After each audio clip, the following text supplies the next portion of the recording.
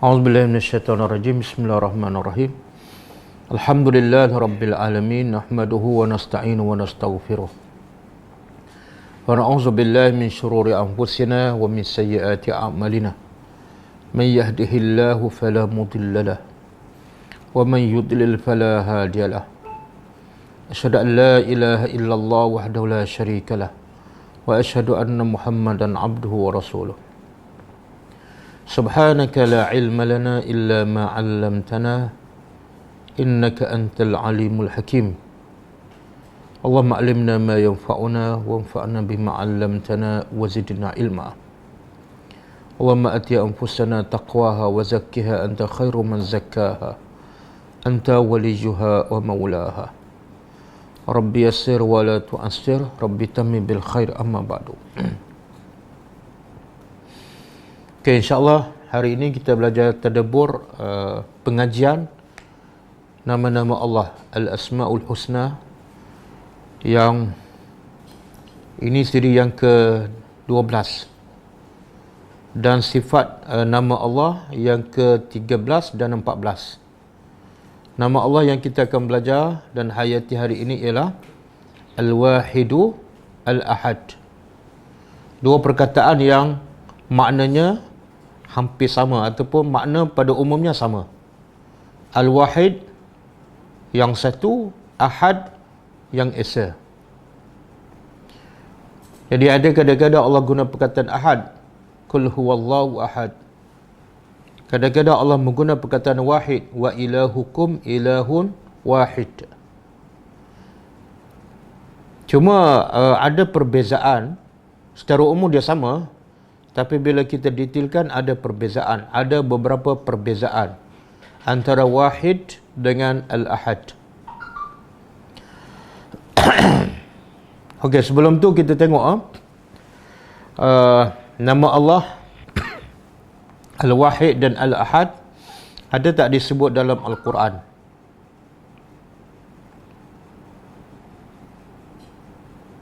Al-Wahid disebut dalam Al-Quran lebih daripada 20 tempat ataupun lebih daripada 20 kali. Al-Wahid disebut dalam Al-Quran lebih daripada 20 kali dalam Al-Quran. Antaranya surah Ar-Ra'du ayat 16. A'udzubillahi minasyaitonirrajim. Qulillahu khaliqu kulli syai'in wa huwal wahidul qahhar.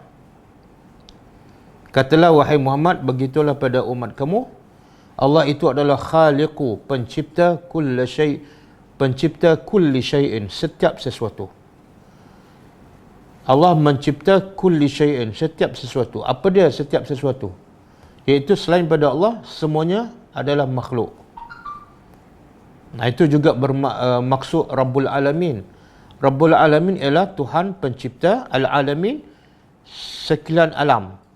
Apa maksud sekalian alam? Iaitu selain daripada Allah, maka dia termasuk sekalian alam, ataupun semua yang selain daripada Allah adalah yang dicipta oleh Allah. Jadi hebatnya Tuhan bukan Allah cipta satu benda, bukan dua benda, bukan langit saja, bukan bumi saja, tapi semua yang ada Allah sahaja penciptanya. Qul, katalah wahai Muhammad, Allah khaliqu, pencipta kulli syai'in. Kemudian Allah kata wahwal wahidul qahhar. Dia saja yang Al-Wahid. Allah tak guna Al-Ahad, Al-Wahid. Dia saja yang satu, yang esa, dan Al-Qahhar, yang maha berkuasa.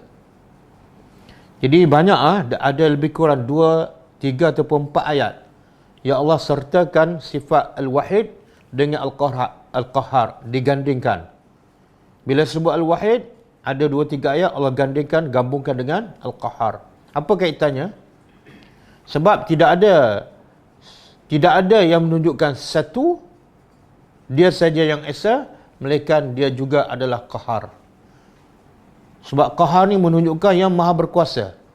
Kalau dia maha berkuasa, yang lain tak berkuasa, makna dia tu satu je lah. Jadi tidak ada yang satu melainkan dia Qahhar, dan tidak ada yang Qahhar melainkan dia esa.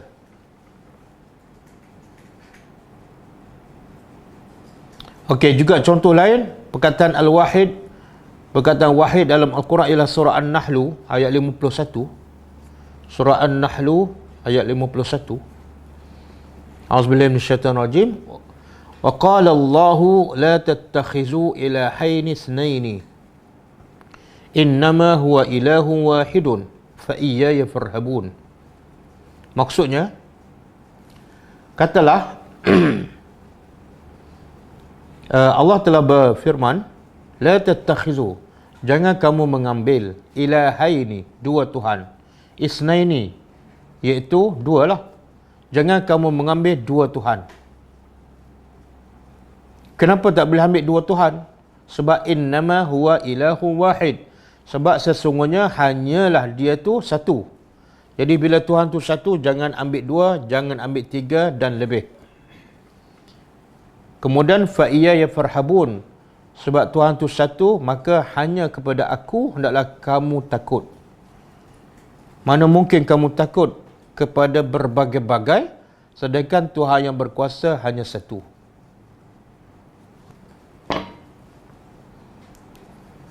Okey. Juga dalam surah Ghafir ayat 16 ada juga disebut Al-Wahid. Surah Ghafir ayat 16.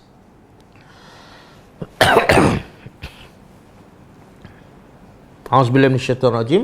Limanil mulkul yaum lillahil wahidil qahhar. Maksudnya, di hari akhirat besok Allah bertanya kepada semua manusia. Semua di khalayak ramai, manusia, jin, semua ada ketika itu. Dan semua berkumpul di satu tempat, di pada mahsyar. Lalu Allah bertanya, limanil mulkul yaum. Kepunyaan siapa kerajaan pada hari ini? Maka semua diam. Dan Allah sendiri yang bertanya, Allah sendiri yang menjawab. Lil wahidil qahhar. Lillahi al-wahidi al-qahhar. Kerajaan hari ini hanya kepunyaan Al-Wahid, Tuhan yang Esa, dan Al-Qahhar, lagi berkuasa.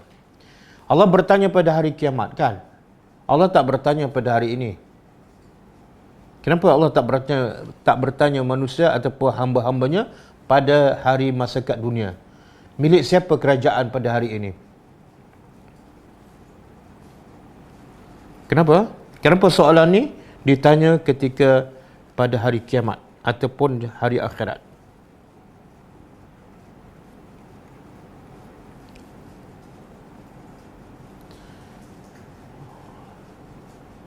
Sebab kalau tanya hari ini, manusia akan jawab apa?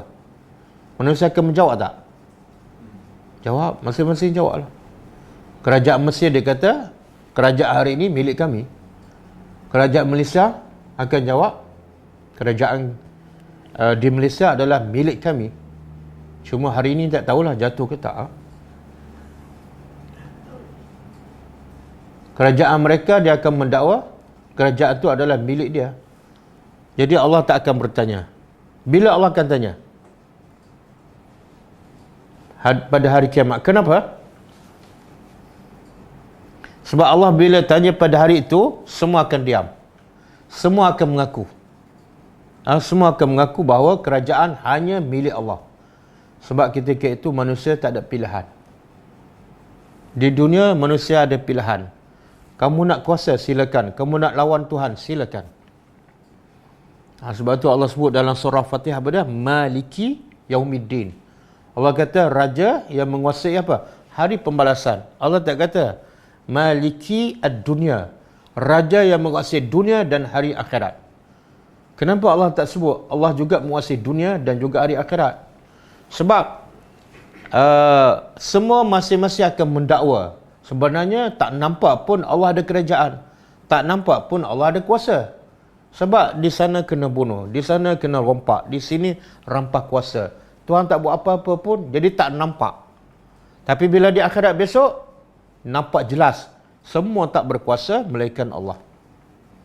Donald Trump pun dah di pada mahsyar. Kan? Kenapa tak nampak Allah berkuasa kat dunia? Kenapa tak nampak? Di akhirat baru nampak. Kenapa?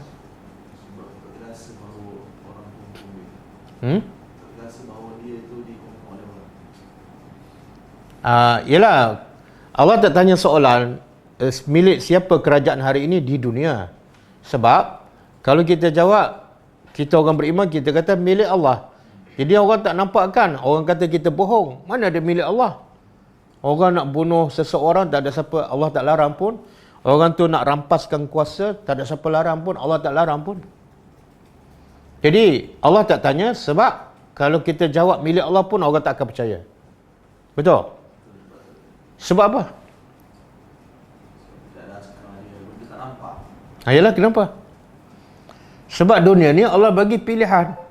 Kamu nak kufur, silakan. Kamu nak bunuh orang, silakan. Sebab dunia pilihan. Sebab tu tak nampak Allah berkuasa, sebab Allah biarkan. Tapi bila di akhirat besok, hari pembalasan, Allah akan tunjukkan kuasa dia dan manusia betul-betul tiada ada kuasa ketika itu. Okey. Jadi, bila Allah tanya, semua diam, Allah pun jawab. Kerajaan hari ini ialah lillah, milik Allah, al-wahid, yang esa. Bukan Tuhan yang dua, bukan Tuhan yang ketiga. Dan al-qahhar, yang sangat berkuasa. Okey. Jadi ada 20 tempat lebih perkataan al-wahid disebut dalam Al-Quran. Okey, perkataan al-ahad. Perkataan al-ahad ada berapa kali disebut dalam Al-Quran? Siapa yang khatam Al-Quran berkali-kali mungkin dia perasan lah berapa kali dia jumpa perkataan Al-Ahad. Ni makcik-makcik yang suka khatam bulan Ramadan ni, perasan tak berapa kali Al-Ahad disebut dalam Quran?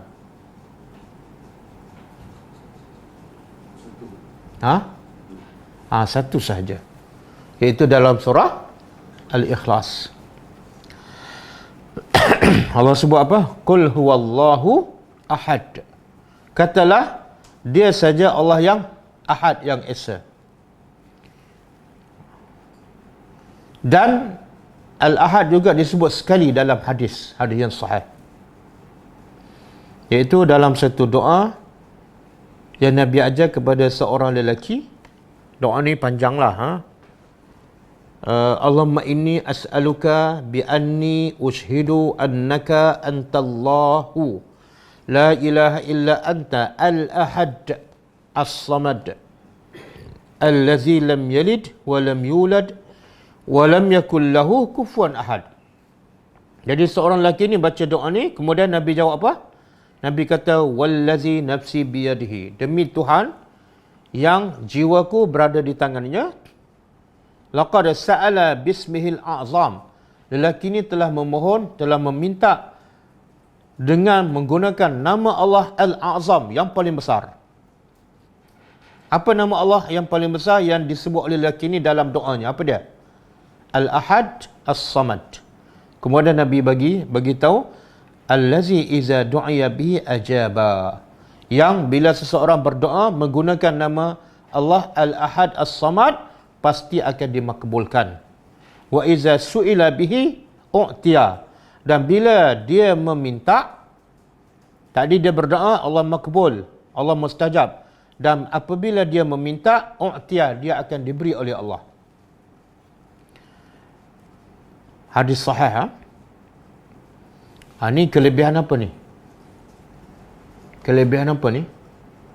Kelebihan lelaki berdoa ke? Kelebihan waktu berdoa ke? Ataupun kelebihan apa? Kelebihan tawassul, menggunakan nama Allah. Dan yang terbaik antara banyak-banyak nama Allah, kalau ikut hadis ni, ialah Al-Ahad As-Samad. Jadi kalau kita nak berdoa supaya doa kita lebih mudah dimakbulkan, jangan lupa baca di awal doa kita doa ni. Apa tadi?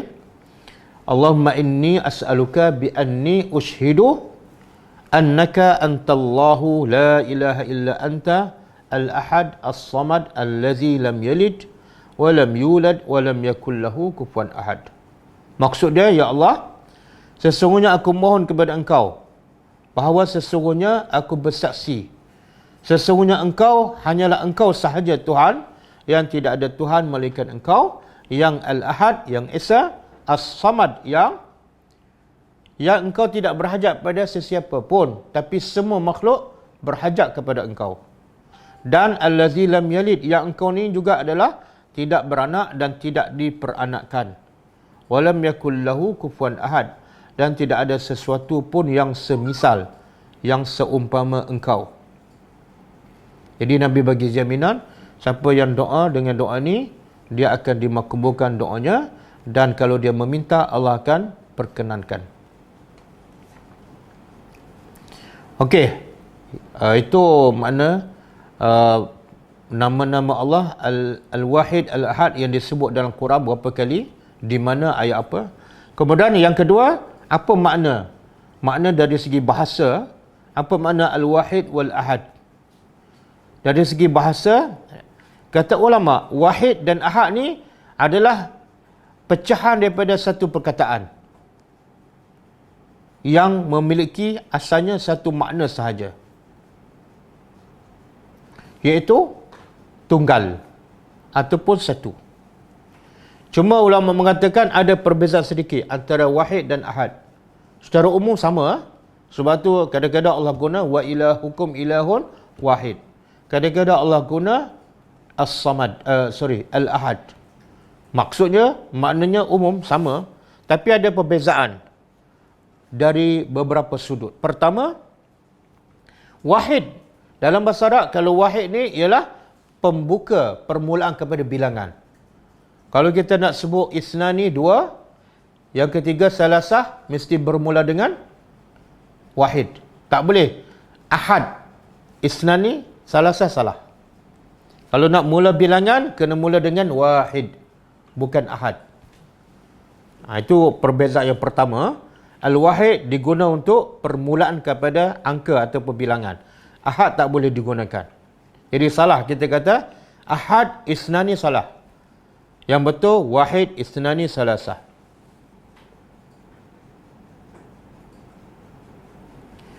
Habis ahad pula, ahad ni bila guna ahad tidak ada nombor lagi selepas itu. Bila sebut ahad tak ada nombor lagi selepas itu. Okey, yang kedua, perbezaan kedua, ahad penafian lebih umum daripada wahid. Ahad penafian lebih umum daripada wahid. Contoh, kalau saya kata tidak ada dalam rumah wahid, tidak ada ma fid dar wahid, ma fid dar wahid, tidak ada dalam rumah wahid, seorang. Apa maksud dia?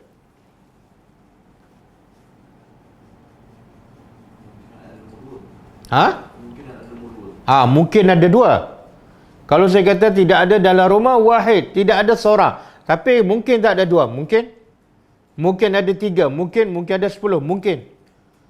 Tapi kalau saya kata tidak ada ahad fil bait, makna apa tu? Seorang pun tak ada. Beza tu. Jadi kalau kita nak begitu, tak ada dalam rumah seorang pun, nak guna apa? Seorang pun tak ada dalam rumah, guna apa? Ahad. Tapi kalau kita nak beritahu tak ada seorang, tapi ada 5, kita guna wahid. Okey, dua perbezaan dia. Yang ketiga, wahid ni boleh dijadikan sifat kepada apa-apa je. Contoh, rumah yang satu, baitun wahid, boleh jadi sifat.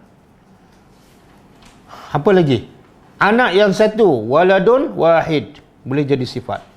Tapi ahad tak boleh jadi sifat. Tak boleh kita kata baitun ahad, rumah yang satu. Salah dari segi bahasa.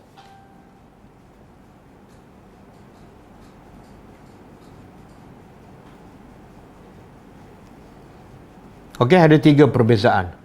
Mungkin sebelum ni kita biasa guna qul huwallahu ahad. Kadang-kadang kita ketika lain kita baca wa ilahukum ilahun wahid.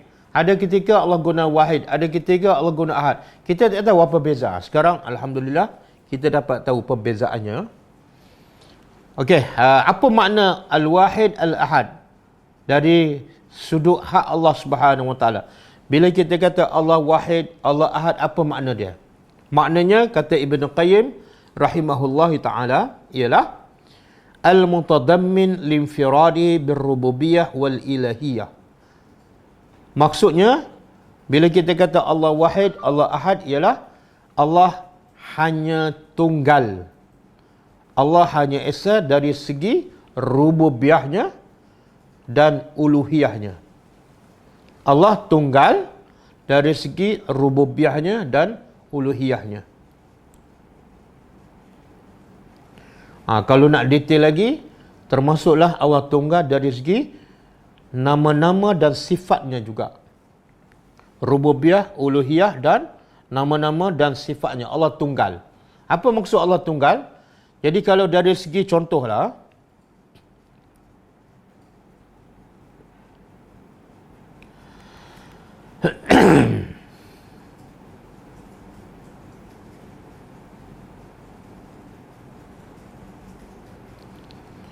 Allah tunggal dari segi rububiyah. Contoh, rububiyah ni mana? Pencipta. Macam mana Allah tunggal dari segi penciptaan?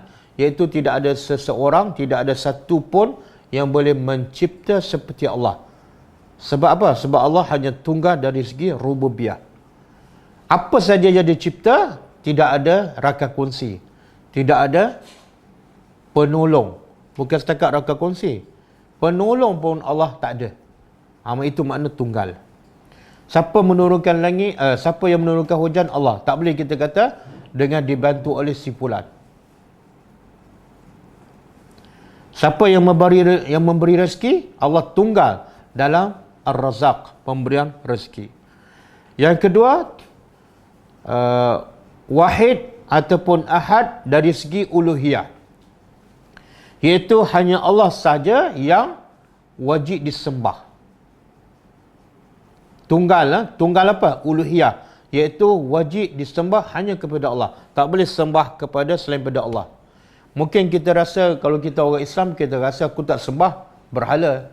Aku tak sembah selain daripada Allah. Aku hanya sembah Allah sahaja. Tapi sebenarnya mungkin boleh berlaku dalam kehidupannya, dia sebenarnya sembah banyak Tuhan. Dia sembah banyak Tuhan. Tapi Tuhan tu bukan dalam bentuk berhala. Bukan dalam bentuk pokok. Bukan dalam bentuk matahari. Tapi dalam bentuk yang tak nampak. Cuba buka surah Al-Jasiyah ayat 23. Surah Al-Jasiyah ayat 23.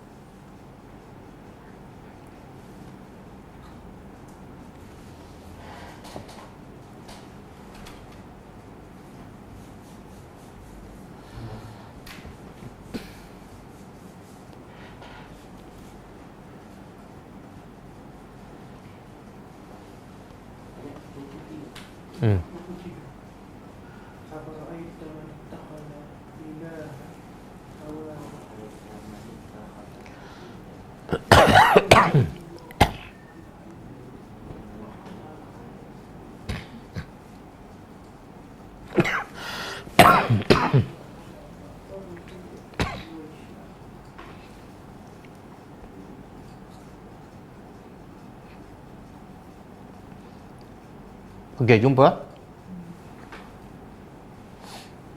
A'udzubillahi minasyaitonirrajim. Afara'aita. Tu soalan, tapi soalan ni macam kita dah belajar sebelum ni. Ini bukan soalan hakiki tapi majazi. Allah nak sindir, Allah nak mengingkari perbuatan mereka. Apa perbuatan mereka tu?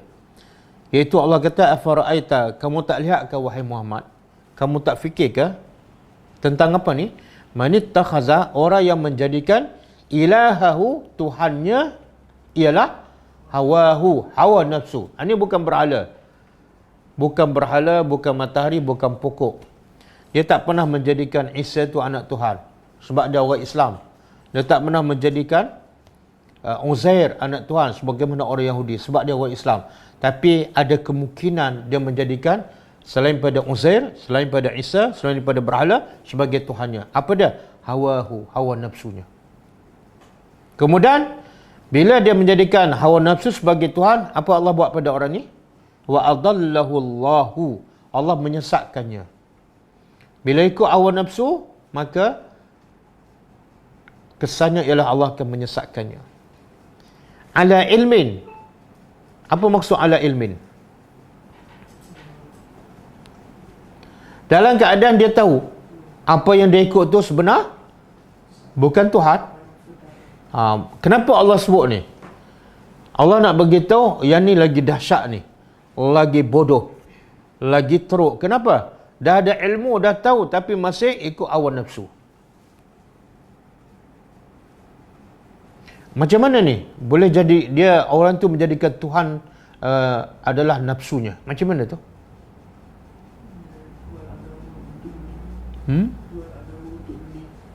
Jual agama?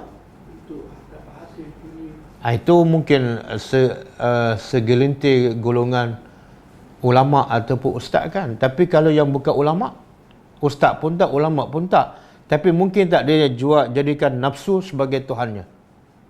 Macam mana?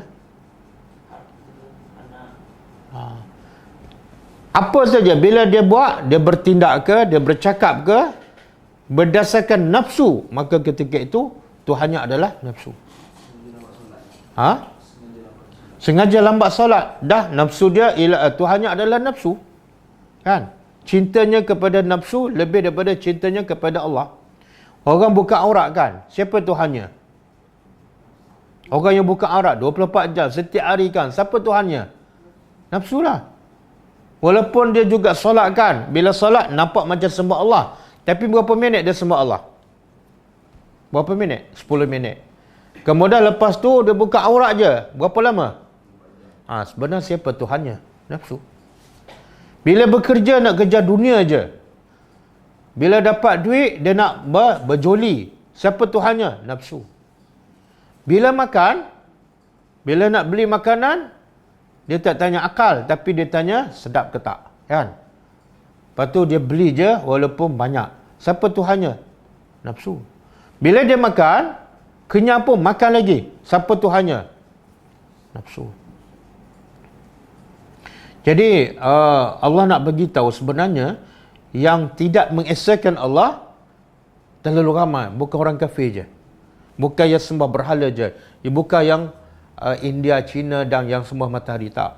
Tapi terlalu ramai. Khususnya yang menyembah hawa nafsunya.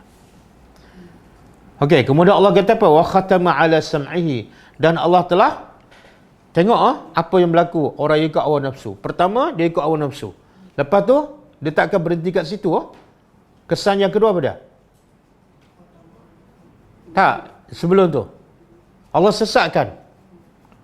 Bila mulai ikut hawa nafsu, Allah sesatkan. Yang kedua, yang ketiga, Allah silkan hatinya. Habis. Allah tutup telinganya daripada mendengar kebaikan. Tak nak dengar dah tazkirah, tadabbur, tak nak. Masjid pun tak nak pergi. Dan hatinya pun Allah dah tutup, kunci. Dan Allah jadikan pandangan matanya ada risyawah, ada tutupan. Maka ketika itu Allah bertanya, faman yahdihi min ba'dillah. Siapa lagi yang boleh memberi hidayat padanya setelah Allah menyesatkannya? Siapa lagi? Soalan tu maksud apa tu? Soalan tu makna Allah nak begitu, lepas Allah sesatkan, tak mungkin dia akan dapat hidayat. Sehinggalah Allah sendiri juga yang buka pintu hatinya. Afala tazakkarun? Tidakkah kamu tazakkaru, mengambil peringatan? Tengok ni. Sebab itulah ramai orang menghafal nama-nama Allah. Termasuklah Al-Wahid, Al-Ahad. Tapi sebenarnya realiti kehidupan dia, dalam kehidupan dia bukan Wahid, bukan Ahad. Tapi ada Isnani, ada Salasah, ada Arba'ah. Tanpa dia sedar. Okey. Ini menjadikan nafsu sebagai Tuhan. Boleh tak juga menjadikan syaitan sebagai Tuhan? Dia tak sembah berhala, tak sembah matahari, tak sembah pokok, tak percaya pada bomoh, tapi dia sembah syaitan. Boleh tak? Macam mana? Macam mana sembah syaitan? Syaitan tak nampak. Satu yang syaitan suka macam membazir. Bolehlah sembah syaitan. Tak boleh. Memang dari segi hukum tak boleh. Tapi boleh tak berlaku orang sembah syaitan? Boleh. Dalam bentuk macam mana?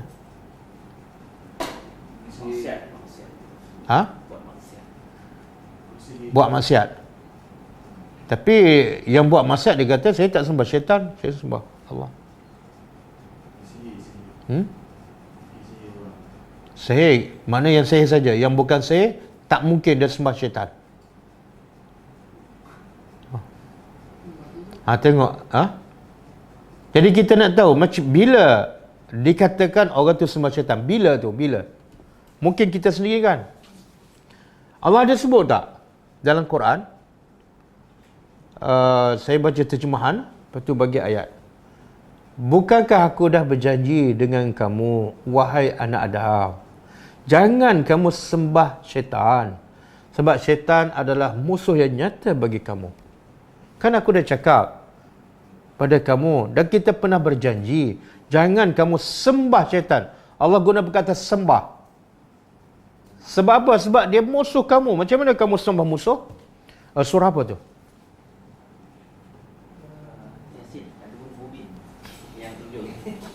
Oh, ingat ada dua mubin je. Yang awal tak ingat. Tapi ada dua mubin, surah lain pun ada. Ni yang betul-betul Allah bagi peringatan. Kan aku dah cakap.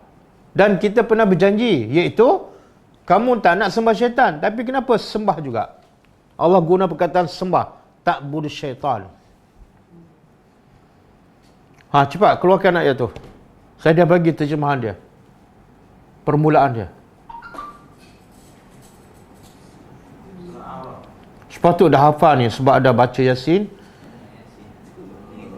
100 kali, 4 kali sebulan dan dah 20 tahun. Alam a'had ilaikum ya bani Adam alla ta'budu syaitan innahu lakum innahu lakum aduwwum mubin. Ayat 60. Cuba tengok surah Yasin ayat 60.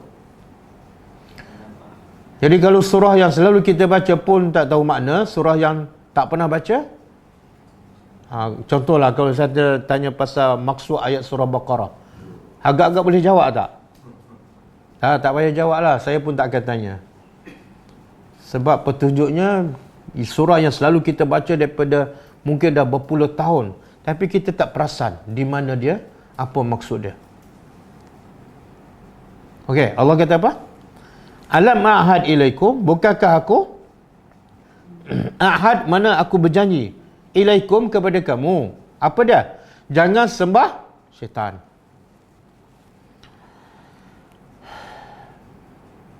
Jangan sembah syaitan. Bila sembah syaitan, Allah bukan wahid, Allah bukan ahad. Allah berapa tu? Mungkin dua, mungkin tiga. Satu Tuhan. Tuhan dia satu Allah. Yang kedua syaitan. Yang ketiga mungkin nafsu. Kan? Okey, sekarang jawapan soalan tadi belum dijawabkan. Macam mana dikatakan sembah syaitan? Surah An-Nisa 117. Surah An-Nisa 117. Inna yad'una min duni illa inasa wa in yad'una illa syaitanan marida. Cuba anda baca terjemahan. Tafsir Tabari. Baca harap nanti anda terjemah balik. An-Nisa 117. Tapi ayat tu tak berapa jelas. Ayat tu tak berapa jelas. Dia tak menjelaskan bagaimana dikatakan sembah syaitan. Kan? Biar jelas sembah syaitan boleh berlaku tak? Okey. Cuma kita nak faham macam mana bentuk dikatakan sembah syaitan. Macam mana bentuk? Okey, boleh buka surah ni. Ya Allah.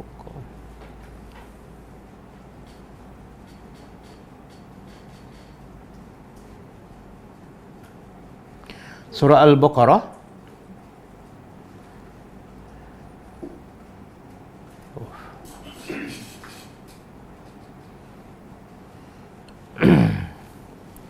ayat 21 168 168 dan 169.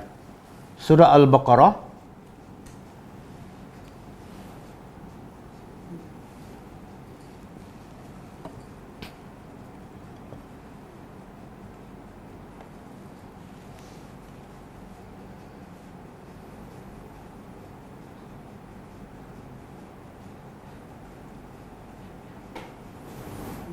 Okey. Allah kata apa? Ya ayuhan nas, wahai manusia, kulu mimma fil ardi, makanlah apa yang di atas muka bumi. Makanan yang mana ni? Satu halal, yang kedua tayyib. Okey. Lepas tu tadi Allah suruhkan. Allah suruh apa? Makan yang halal dan tayyib. Lepas tu Allah larang. Apa yang Allah larang? Wala tattabi'u jangan kamu ikut langkah-langkah syaitan. Jadi sembah syaitan ialah ikut langkah syaitan. Soalnya, apa langkah syaitan yang Tuhan larang tu? Dia sesuai dengan ayat. Allah kata makan yang halal dan tayyib. Tiba-tiba kita makan yang haram, ikut langkah syaitan. Ataupun kita makan yang halal tapi tak tayyib, itu haram. Itu sembah syaitan. Makan membazir, itu sembah syaitan. Makan tangan kiri, sembah syaitan. Nabi kata makan tangan kanan, sebab syaitan makan tangan kiri. Bila ikut je langkah syaitan, itulah sembah. Tak payah angkat tangan macam ni. Ada seorang student saya, umur dah tua, dah pencen dah. Saya ingat umur pun 70. Datang kelas, makan tangan kiri.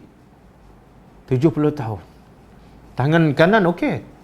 Dah cakap apa semua tak masuk. Oh, tengok tu syaitan. Tengok syaitan. Belajar agama, solat, haji, puasa, tapi sembah syaitan. Simple je, apa dah? Makan tangan kiri. Sembah syaitan tu.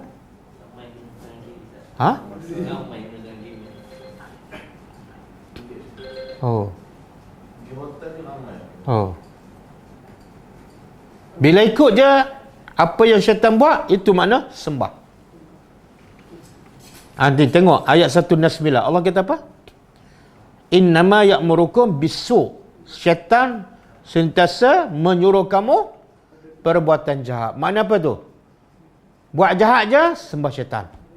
Buat maksiat, mengumpat, buka aurat, lewat solat tanpa sebab, kan? Ada ulama kata su ialah dosa kecil, fahsyak perbuatan keji, dosa besar. Su dosa kecil, fahsyak. Jadi buat dosa kecil, membazir, sembah syaitan. Wa an taqulu, dan yang ketiga sembah syaitan apa dah? Kamu cakap tentang Allah apa yang kamu tak tahu. Contohlah kita menukar nama-nama Allah ataupun sifat Allah, kan, tukar pada benda yang maksud lain. Itu bercakap tentang Allah tanpa ilmu, kan? Mana dalil kamu bahawa maksud ayat Allah ni macam ni? Mana dalil kamu? Itu bila kita cakap tanpa ilmu juga termasuk menyembah syaitan. Sama je. Buat ibadat yang bukan daripada Nabi. Buat ibadat yang bukan daripada Nabi. Makna tak ada ilmu lah tu. Itu adalah arahan syaitan. Syaitan nak sangat kita buat, kita cakap tanpa ilmu. Orang kata Nabi tak larang pun. Hujah tu paling famous dan paling tak cerdik. Dia kata Nabi tak larang. Okey. Kalau Nabi tak larang, solatlah solat sunat subuh 3 rakaat. Boleh tak? Boleh lah, Nabi tak larang. Nabi tak pernah larang pun. Solatlah witir siang hari, Nabi tak larang pun. Ada tak dalil Nabi larang? Apa lagi? Banyak yang Nabi tak larang, buatlah. Itu sebenarnya sunnah Nabi ialah buat apa yang Nabi buat, tinggal apa yang sunnah Nabi ialah apa yang Nabi tunjuk, apa Nabi buat, itulah sunnah. Makna kalau yang Nabi tak buat, bukan sunnah. Jangan buat alasan. Nabi tak larang pun. Kalau itulah alasan kamu, buatlah macam-macam. Sebab banyak yang Nabi tak larang. Okey. Ada lagi contoh, saya nak bagi contoh. Ramai yang sembah syaitan, tapi dia tak sedar. Dan dia belajar Al-Asma'ul Husna, Al-Wahid, Al-Ahad, kan? Tapi sebenarnya dalam kehidupan dia, Tuhan bukan satu. Salah satu Tuhan dia ialah syaitan. Apa dia?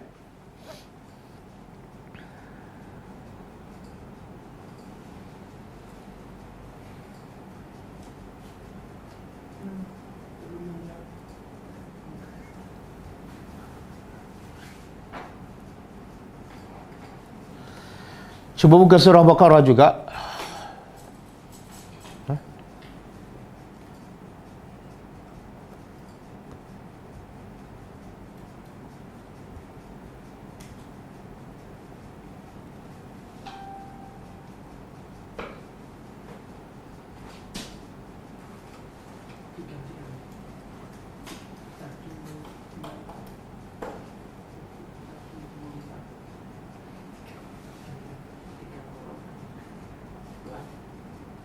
Okey, surah Al-Baqarah ayat 268.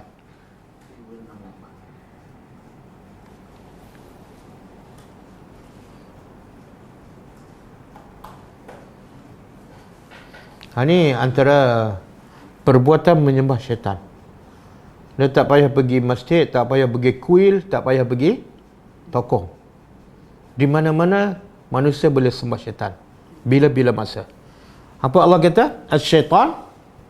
Syaitan menjanjikan kamu al-faqra, kefakiran. Kemudian wa murukum. Syaitan sentiasa menyuruh kamu bil fahsya. Apa makna fahsya? Ayat tadi dah fahsya kan, tapi itu maksud lain. Itu dosa besar. Yang ni fahsya maksud lain pula. Syaitan bila kita nak bersedekah, syaitan pun janji apa? Bagi peringatan, syaitan bagi tazkirah. Jangan bagi banyak-banyak. Anak masih kecil. Sekarang kos hidup dah tinggi kan. Yuran sekolah pun mahal. Jangan bagi banyak-banyak. Itu tazkirah siapa tu? Sebab apa? Dia kata nanti kamu miskin. Kalau kamu mati awak, anak kamu macam mana nak membesar? Jadi syaitan janjikan kamu, kalau bagi banyak, sedekah. Jadi miskin. Kemudian syaitan suruh apa? Wa ya'murukum bil fahsya. Dia sentiasa menyuruh kamu fahsya. Apa makna fahsya? Tengok. Sebab tu kena tengok konteks ayat. Fahsyat dalam ayat lain ada makna zina, dosa besar. Fahsyat dalam ayat ni makna dia kedekut. Jadi termasuklah sembah syaitan ialah semua yang kedekut penyembah syaitan. Sembah syaitan ni, syaitan suruh ni. Syaitan suruh kamu kedekut. Kita pun ikut. Kita dah sembah syaitan lah. Sebab ikut mana sembah. Okey, boleh faham? Ramai tak orang Islam yang sembah syaitan? Ramai. Masa solat 10 minit sembah Allah. Lepas tu, datang orang minta sedekah, lari je. Datang tabung, buat tak tahu je kan. Tengok-tengok pergi melancur luar negara kan. Halau pula. Tengok, bila kita tadabbur Al-Quran, kita sedar rupa-rupanya aku kemungkinan termasuk dalam penyembah syaitan. Okey, kita balik pada nama Allah Al-Wahid Al-Ahad.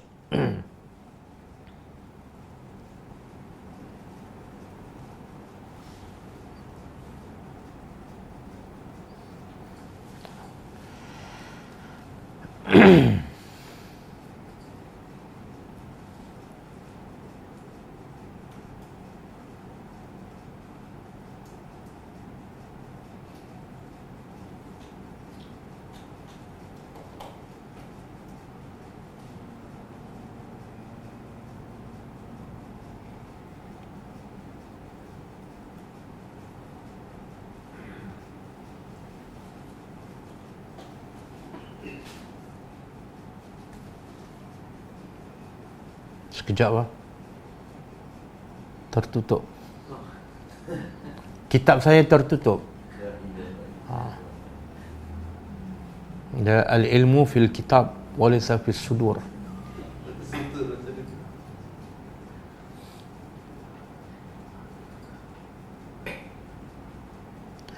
Jadi sebelum kitab dapat dibuka, bila kita belajar sifat Allah Al-Wahid Al-Ahad, jangan ingat kita perlu hanya hafal ataupun kita perlu faham maksud dia. Tak. Lebih besar daripada itu, apa dia? Kesan bila kita percaya Allah tu Wahid, Allah tu Ahad ialah apa dia? Kita pastikan kehidupan kita daripada bangun pagi sampai petang, kita hanya sembah Allah yang Esa. Jangan ada unsur-unsur sembah syaitan, ikut nafsu, sembah orang, dengar cakap orang. Jangan ada. Berapa ramai yang hafal Asma'ul Husna, tapi buka aurat, tapi solat lambat, tapi dengan cakap bos dia lebih lebih baik daripada dengar perintah Allah Subhanahu Wa Taala.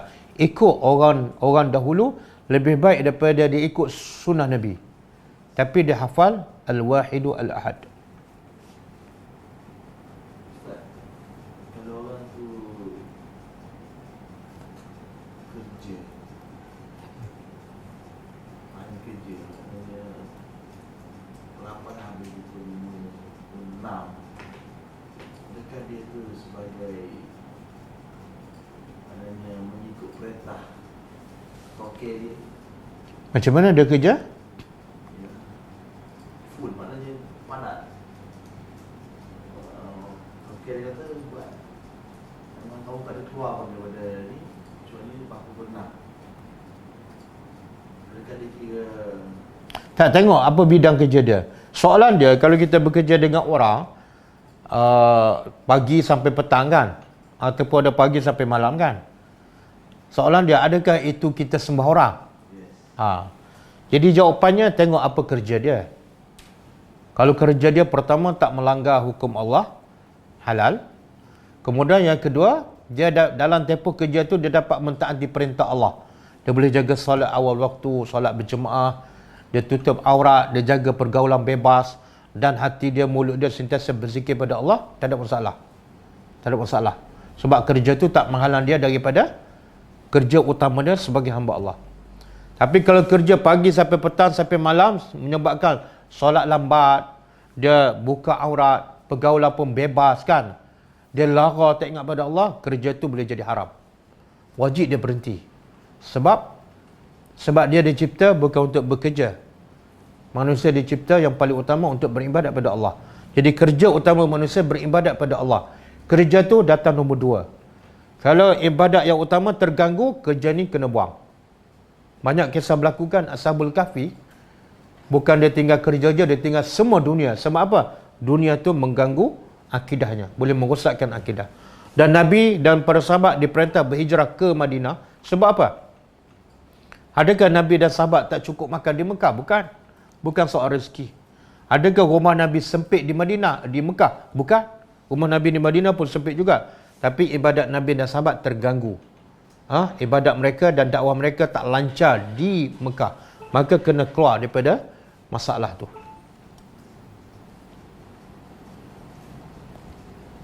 Kalau kata darurat kan? Kita tak boleh kerja sampai 11 ni, paksa macam tu. 7-Eleven ni ada apa? Ada juara.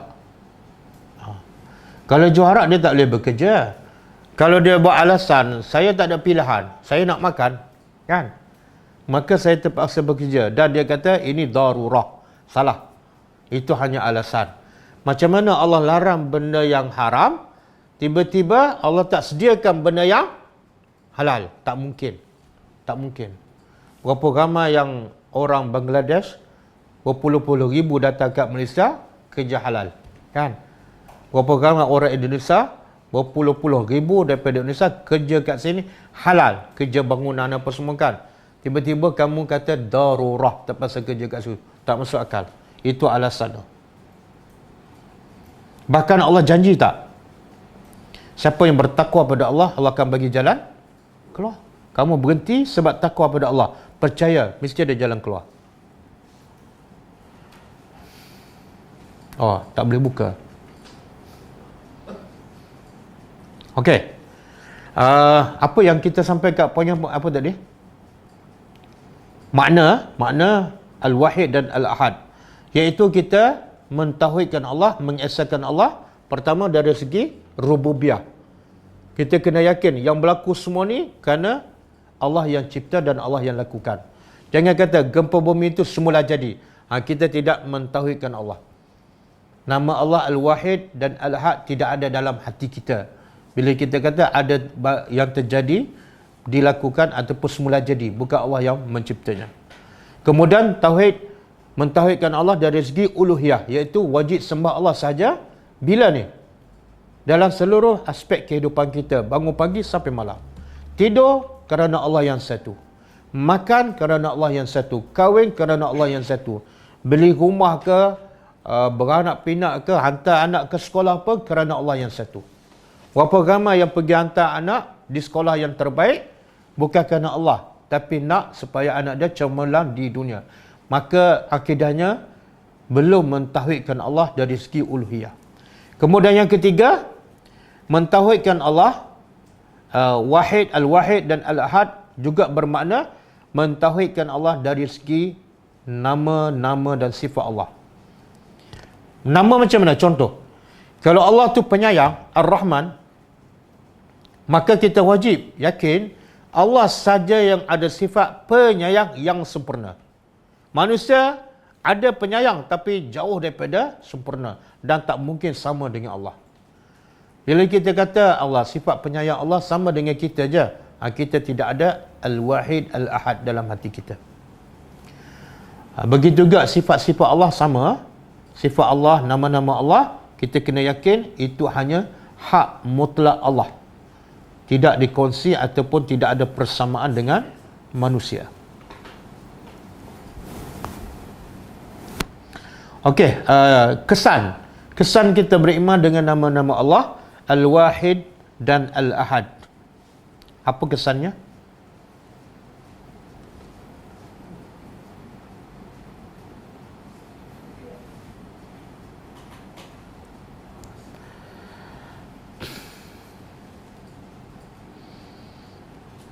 Pertama, kesan bila kita yakin pada nama Allah Al-Wahid, Al-Ahad ialah kita akan hanya menyembahnya sahaja. Sebab apa? Bila kita yakin dialah satu, dialah esa, dialah hebat, tiba-tiba kita sembah yang lain, mana kita bodoh lah. Kita belum yakin sepenuhnya. Jadi keyakinan pada nama Allah Al-Wahid dan Al-Ahad menjadikan kita tak nak ikut dah cakap orang. Tak nak ikut dah pendapat orang ramai. Hanya nak ikut apa yang Allah kata dan apa yang Nabi buat. Yang kedua, kesan yang kedua ialah orang yang beriman dengan nama Allah Al-Wahid dan Al-Ahad ialah jiwa dia semakin tenang. Jiwa dia mesti semakin tenang. Kenapa? Jiwa dia semakin tenang, hidupnya semakin bahagia.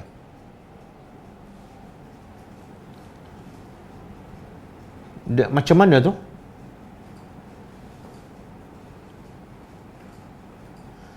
Bila dia yakin Allah tu saja esa, Allah tu saja yang hebat, dia pun sembah Allah. Bila dia sembah Allah sahaja, maka dia akan jadi kuat, dia akan jadi tenang. Sebab yang bersamanya adalah Rabbul Alamin. Yang bersamanya adalah penyayang. Yang bersamanya adalah Al-Ghafur. Semua sifat-sifat yang mulia, semua kebaikan ada pada Allah, dan dia yakin bila dia ikut Allah, Allah akan bersamanya. Jiwanya akan tenang. Analogi lah kan. Analogi. Kita duduk dengan orang yang paling kuat di Malaysia, orang yang paling berkuasa, orang yang paling kaya, orang yang paling pemurah, orang yang paling baik hati. Sentiasa bersama kita. Tenang tak? Kita tak ada duit pun tenang. Orang benci kita pun kita jadi tenang. Apa lagi? Kita sakit pun jiwa kita tenang. Sebab orang yang paling hebat, paling berkuasa, paling kaya, paling pemurah ada bersama kita. Itu baru manusia. Kalau Allah, sebab tu kalau kita tengok sejarah hidup para nabi kan, ulama, para sahabat, sakit mereka tenang, tak ada duit mereka tenang, duduk dalam gua mereka tenang, duduk dalam perut ikan mereka tenang, berdepan dengan bala tentera Firaun, depan tu laut mereka tenang. Sebab keyakinan Allah Al-Wahid Al-Ahad. Dan saya dah sebut tadi, bila Allah Al-Wahid, bila Allah Al-Ahad, ada satu sifat Allah yang mesti ada. Bila sebut satu, mesti ada sifat ni. Apa tadi? Kalau ada sifat Al-Wahid, mesti ada sifat ni. Al-Qahar. Apa makna Al-Qahar? Yang maha berkuasa. Jadi Allah bukan setakat esa. Sebab apa dia esa? Sebab dia saja yang maha berkuasa. Kalau ada dua yang berkuasa, tak mungkin Allah ada wahid.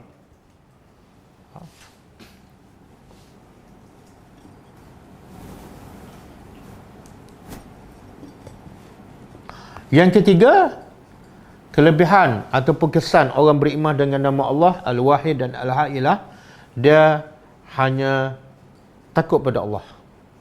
Dia tak takut pada sesiapa dah. Nak bercakap kebenaran ke, takut pasal rezeki ke, contoh tadilah. Kalau dia berhenti tempat kerja yang ada unsur haram, dia tak takut dah, tak dapat rezeki. Kenapa? Sebab dia yakin dengan Al-Wahid dan Al-Ahad. Dia sentiasa ikut perintah Allah. Dan satu, dia akan sentiasa takut pada Allah. Yang kedua, dia akan hanya bertawakal kepada Allah. Dia tak akan berserah pada orang. Dia tak akan bergantung. Orang tak ada masalah. Orang tak bagi bantuan, tak ada masalah. Contoh macam Nabi Ibrahim AS kan.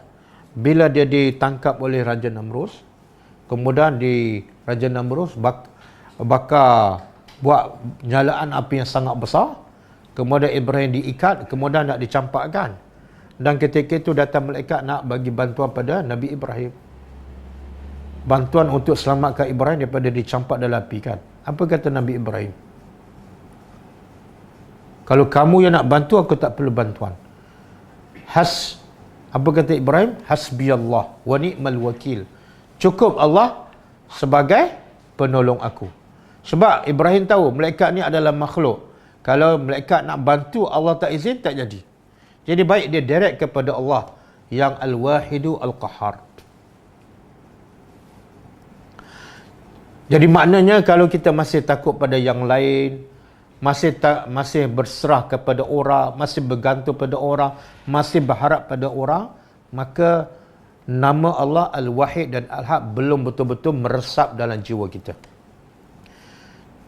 Cuba buka surah Al-Baqarah. Surah Al-Baqarah.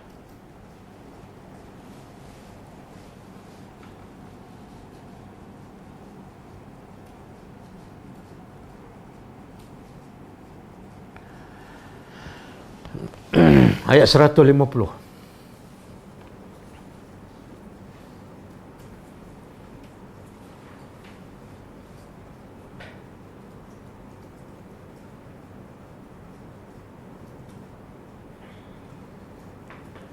Bahagian akhir, bukan semua.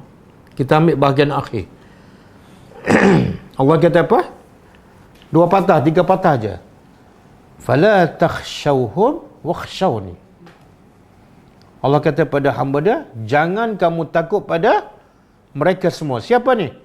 Siapa saja, orang kafir ke, orang munafik ke, musuh ke, apa ke, jangan kamu takut. Sebaliknya, wakhshawni, takutlah pada aku sahaja.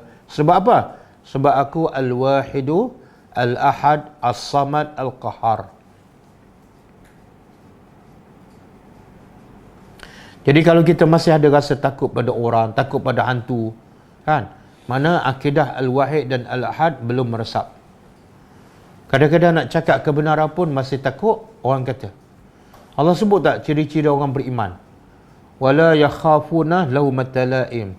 Antara ciri orang beriman yang yakin Allah tu Esa, Allah tu Al-Qahhar ialah la yakhafuna, mereka tidak takut. Laumata, celaan, laim, orang yang mencela. Kita sendiri kan masih ada ni. Kadang-kadang nak tegur orang, takut orang kata, takut orang pulau, takut orang macam-macam. Jadi semoga Allah beri kekuatan pada kita dengan kita belajar nama Allah Al-Wahid Al-Ahad. Iman kita semakin kuat, akidah kita semakin teguh, dan kita semakin tenang jiwa kita, insya-Allah. Jadi cukup setakat tu. 2 nama Allah Al-Wahid dan Al-Ahad.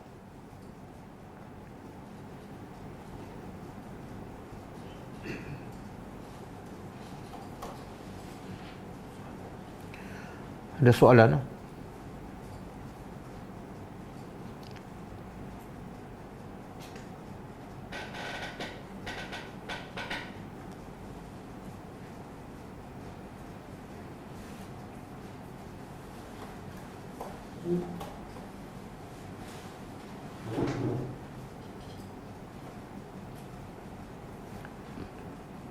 Tuan-tuan, Salma. Kalau kita bacakan ayat Allah seperti Fatihah kepada air dan minum air itu sebagai ubat, sebagai usaha, itu kira syirik. Tak, dia kalau kita tak yakin pada air, tidak syirik. Yang syirik ini bila kita yakin air yang kita baca itu boleh memberi kesembuhan, itu boleh jadi syirik. Sebab selain pada Allah tidak ada satu pun yang berkuasa nak hilangkan masalah kita ke, nak bagi kita sihat ke, tak ada. Selain daripada Allah. Jadi selagi mana kita tak yakin pada air itu, tak yakin pada ubat yang boleh merawat, menyembuhkan kita, itu tidak syirik. Tapi amalan ni tak pernah dibuat oleh Nabi, ya. Walaupun ada ulama mengatakan tak salah, ha? Kita ambil air, kemudian kita baca surah 3 ku ke, kita tiup dalam air. Ada ulama kata tak salah. Tapi Nabi dan para sahabat tak pernah, tidak ada riwayat yang mereka pernah melakukannya. Wallahu a'lam. Kalau pekerjaan seperti doktor yang kena bedah pesakit sampai terpaksa lewatkan solat disebabkan nyawa pesakit, itu tak ada masalah. Itu bukan sembah syaitan, itu bukan sembah orang. Sebab itu selamatkan nyawa. Allah suruh tak? Ya. Allah suruh selamatkan nyawa. Sebab itulah Allah mencela siapa yang tak bantu orang miskin. Orang miskin bukan nak mati, tapi lapar. Itu pun Allah kata wajib bantu. Dan siapa yang tak bantu orang miskin, Allah kata dia adalah yukazibu biddin. Apatah lagi orang nak mati. Jadi Islam perintahkan kita jaga akal, jaga nyawa, termasuklah jaga nyawa orang. Bila kita bedah orang sampai melewatkan salat, itu bukan tidak termasuk dalam menyembah manusia ataupun menyembah syaitan. Dan ulama mengatakan boleh, kalau doktor buat operation, dia boleh jamakkan solat. Dia boleh jamakkan solat. Contoh dia nak buat masuk bilik operation pukul 2.30 dan mungkin dia keluar maghrib kan. Bila masuk waktu zuhur, dia boleh jamakkan solat zuhur dan asar, jamak takdim. Wallahu a'lam.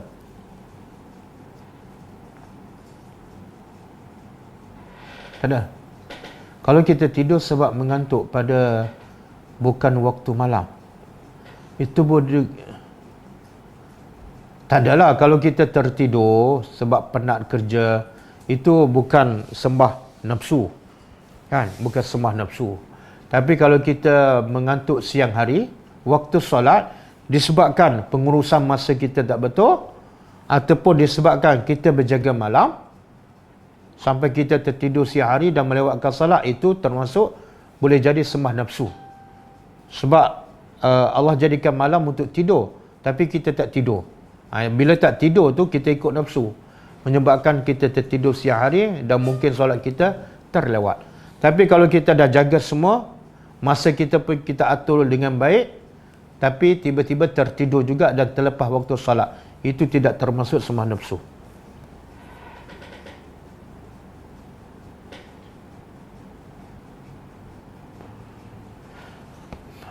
Apa maksud tawassul? Tak, tawassul ialah perantaraan. Tawassul ialah perantaraan. Dia tawassul ada yang dibolehkan dan tidak syirik, dan ada tawassul yang diharamkan sebab dia membawa kepada syirik. Tawassul yang dibolehkan, contoh kita bertawassul dengan menggunakan nama-nama Allah. Bila kita berdoa, kita guna nama Allah, Ya Razzaq. Kita boleh je minta terus, wahai Tuhan bagi rezeki. Itu doa terus.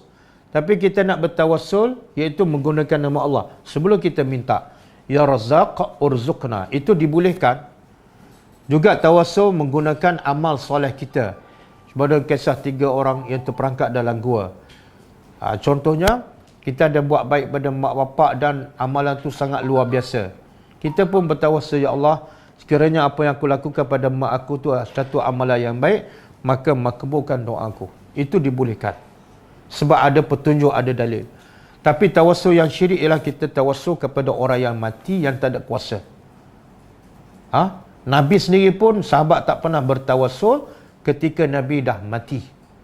Jadi kalau orang yang mati, syekh ke, wali ke, dah mati, kita pergi tawassul, maka yang lebih utama ditawassulkan ialah Nabi lah. Sebab Nabi ni orang paling mulia.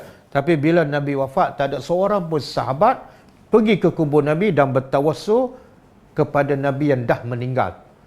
Sebab Nabi sebut, aku tidak ada kuasa memberi kebaikan pada kamu.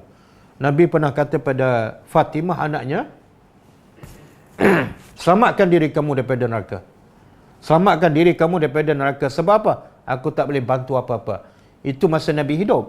Kalau masa Nabi mati, lagi Nabi tak boleh bantu. Jadi kalau Nabi pun tak boleh ditawassulkan, maka syekh ke, wali ke, yang dah mati tak boleh.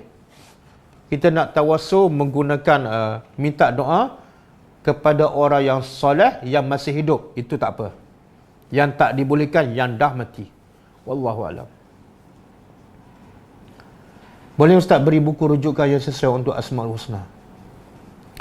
Ada satu buku tapi saya lupa. Saya guna buku rujukan bahasa Arab yang ada kat rumah saya bahasa Melayu, tapi saya lupa siapa penulisnya. Nanti saya beritahu. Ada pernah berbincang kawan-kawan, ada yang percaya Allah itu Tuhan, tapi yang salah pasang penolong untuk wakilkan hajat untuk sampaikan ke Tuhan. Apa tu?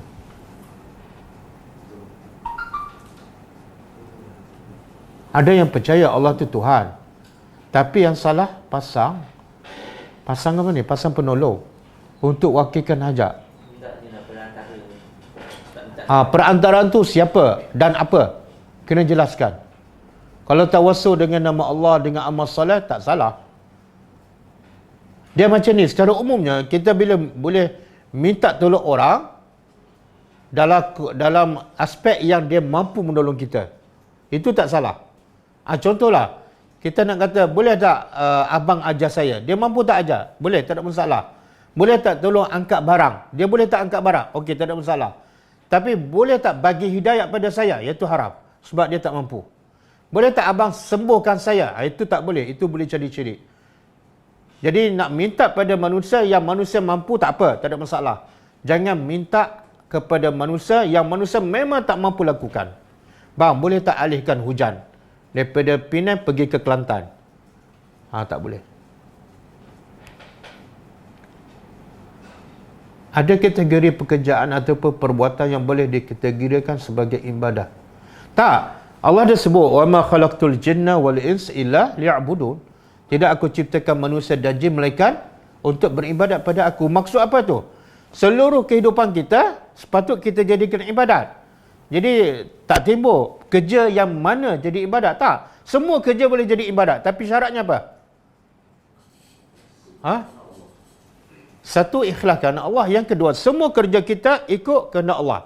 Dari segi image pakaian kita, dari segi akhlak kita, pergaulan kita, hubungan kita dengan orang bawah. Kadang-kadang kita bos, syarikat kita buat kerja halal dah. Kita pun tutup aurat tapi sombong dengan orang bawah. Bukan, itu bukan ibadat.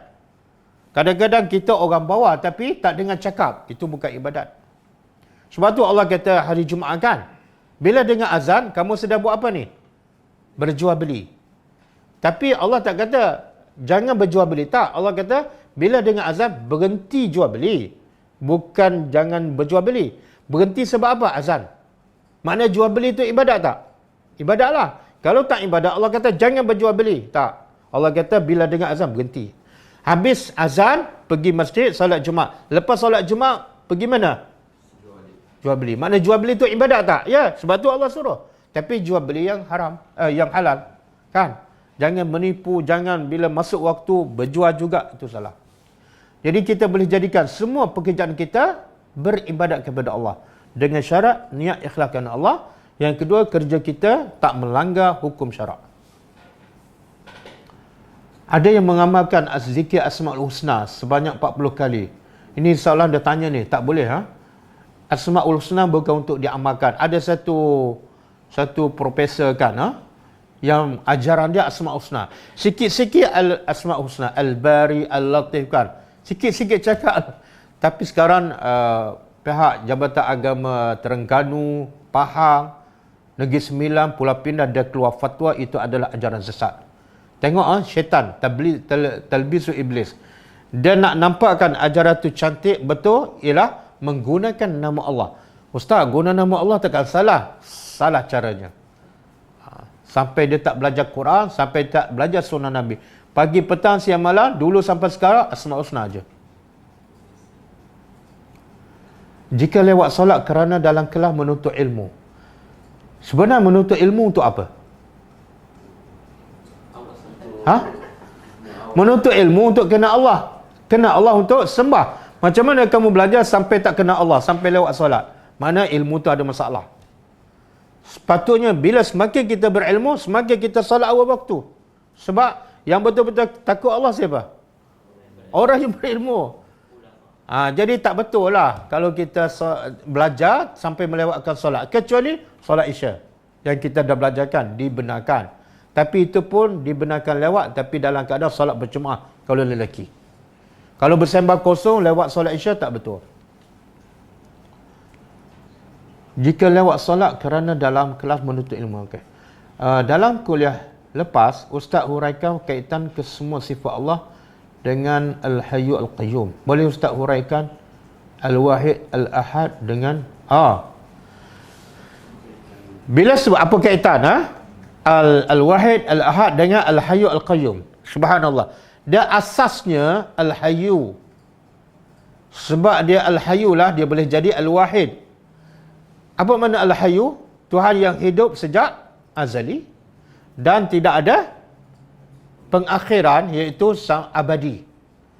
Jadi sebab Allah hidup sejak azali lah Allah ada sifat Al-Wahid. Kalau Allah tidak ada Al-Hayyu, ada tak Al-Wahid? Tak ada. Jadi kaitannya sebab Allah Al-Hayyu adalah sifat-sifat yang lain. Allah penyayang, Allah pengampun, Allah Al-Wahid. Begitu juga Allah Al-Qayyum. Apa kaitan dia dengan Al-Wahid? Al-Qayyum makna dia Allah yang berdiri dengan sendiri. Sebab apa? Sebab dia Al-Wahid.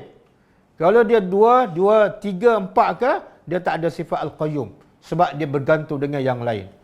Jadi Al-Qayyum kaitan dengan Al-Wahid ialah sebab Allah Al-Wahid lah Allah Al-Qayyum berdiri dengan sendiri. Dan sebab Allah berdiri dengan sendirilah Allah ada sifat Al-Wahid.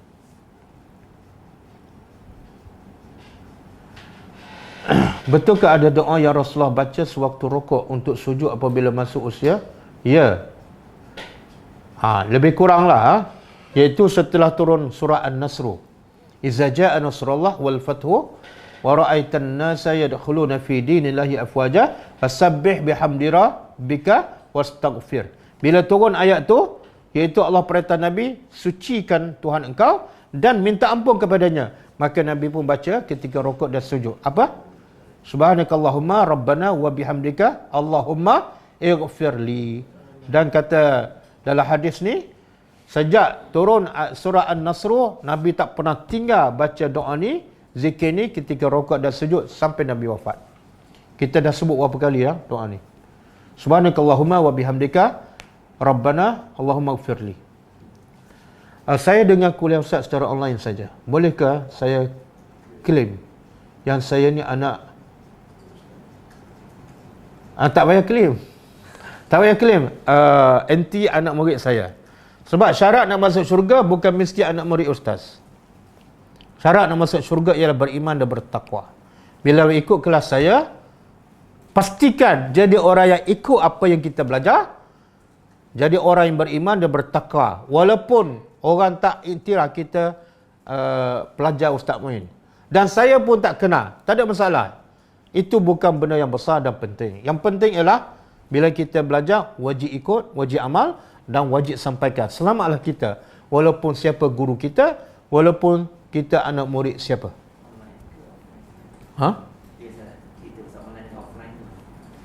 Turun sikit. Claim lah. Kalau online ni tak bukan murid dia lah. Ilmu tu tak lelaki. Itu dia punya soalan dia. Ataupun mesti saya belajar dengan ustaz secara berdepan, baru dikira anak murid. Kan kami online dia. Tak, dia soalan ni sepatutnya tak patut ditanya. Kita belajar ni sebab nak ilmu ke sebab nak jadi anak murid orang tu? Tak penting jadi anak murid siapa. Nabi kata apa? Talabul ilmi faridatun ala kulli muslim.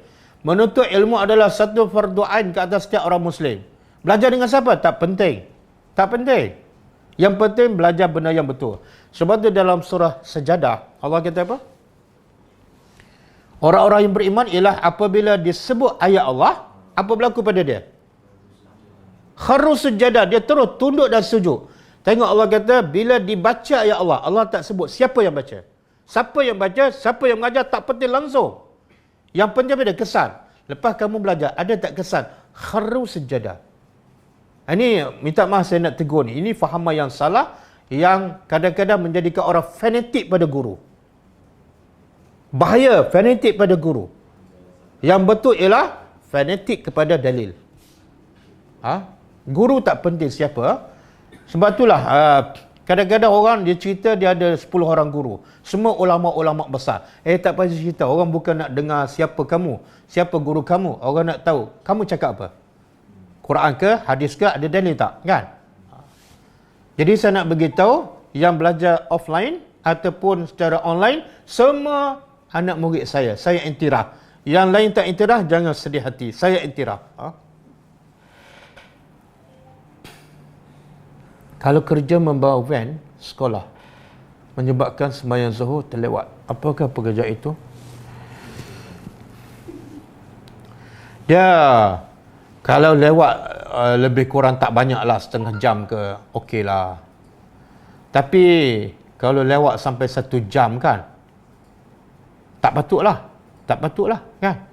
Bukan jadi kaya pun, tapi menyebabkan solat setiap hari, solat zuhur khususnya terlewat.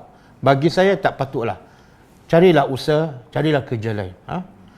Saya nak tanyalah, orang yang kerja macam ni kan, dengan solat sentiasa lewat, jiwa dia tenang tak? Hati dia puas tak?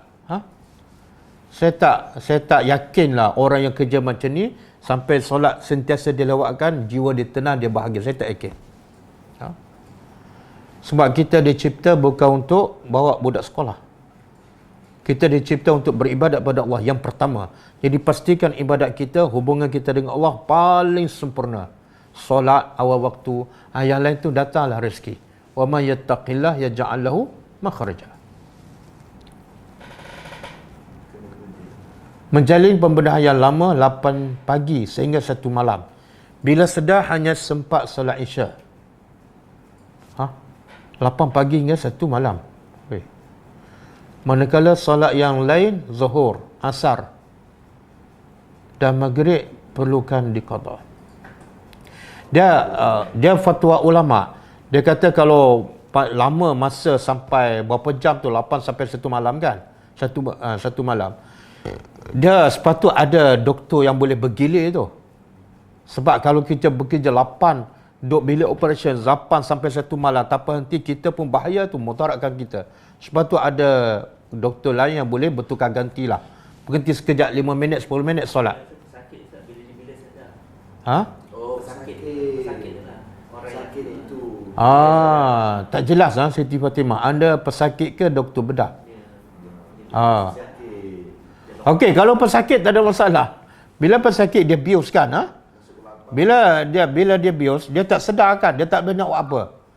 Maka itu la yukallifullahu nafsan illa wus'aha. Allah tak akan bebankan. Kita memang dah dibius, tak sedar. Nak salat macam mana? Orang yang sedar pun tak salat. Jadi tak ada masalah. Lepas tu qada. Lepas tu solat ganti. Lepas tu ganti.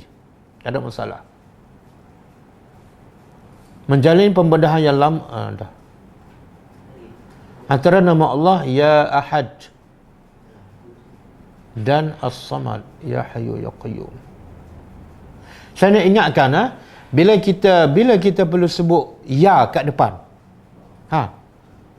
Bila kita perlu sebut ya, nama Allah tak ada ya. Al-Hayyu Al-Qayyum, mana ada ya Al-Hayyu Ya Al-Qayyum kan? Bila kita perlu sebut ya, bila kita nak berdoa pada Allah. Sebab ya tu makna wahai. Bila kita sebut wahai, kita bercakap dengan seseorang. Jadi bila nak berdoa baru sebut ya. Kita kan berdoa Ya Hayyu Ya Qayyum. Bila tu? Bila zikir pagi, mana kita sedang berdoa pada Allah. Tapi kalau duduk sorang-sorang, Ya Latif, Ya macam-macam, Ya Wahid. Tapi tak ada doa, jangan. Ulama kata bila panggil ya, mesti ada doa selepas itu. Macam kita panggil, Ya suamiku. Lepas tu suami kata, ada apa? Tak ada, saja je. Ya suamiku. Tak ada. Bila sebut ya tu, ada sesuatu kita nak sampai ataupun kita nak minta. Bagaimana gelaran yang diucapkan pada Raja-Raja Melayu? Itu boleh PM saya. No comment. Nak tanya selawat banyak-banyak ataupun istighfar banyak-banyak yang lebih afdal? Okey, jawapan dia Salam.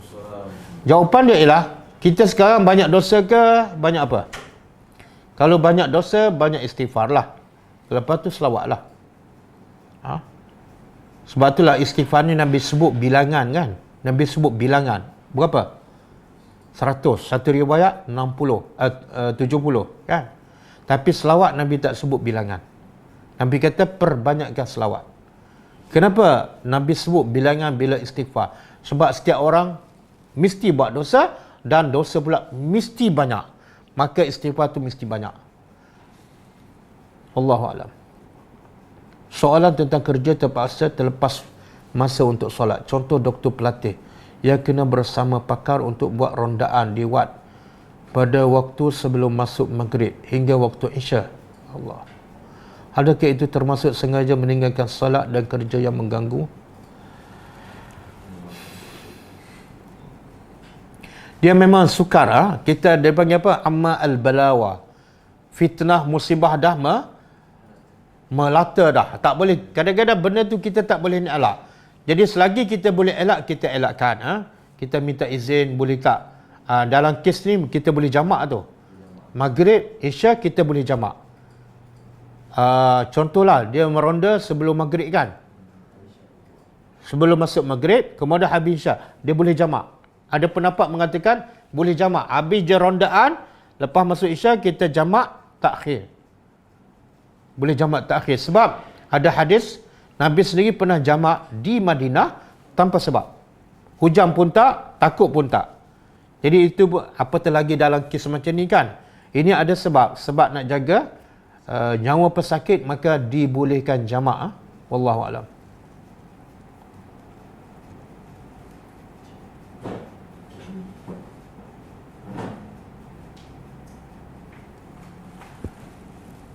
Terima kasih. Masa sujud boleh juga kita baca subhanakallahumma. Ya. Doa zikir yang Nabi baca di hujung kehidupan Nabi, dua tempat, satu rukuk dan satu sujud. Nabi baca dua tempat, rukuk dan sujud, bukan rukuk saja.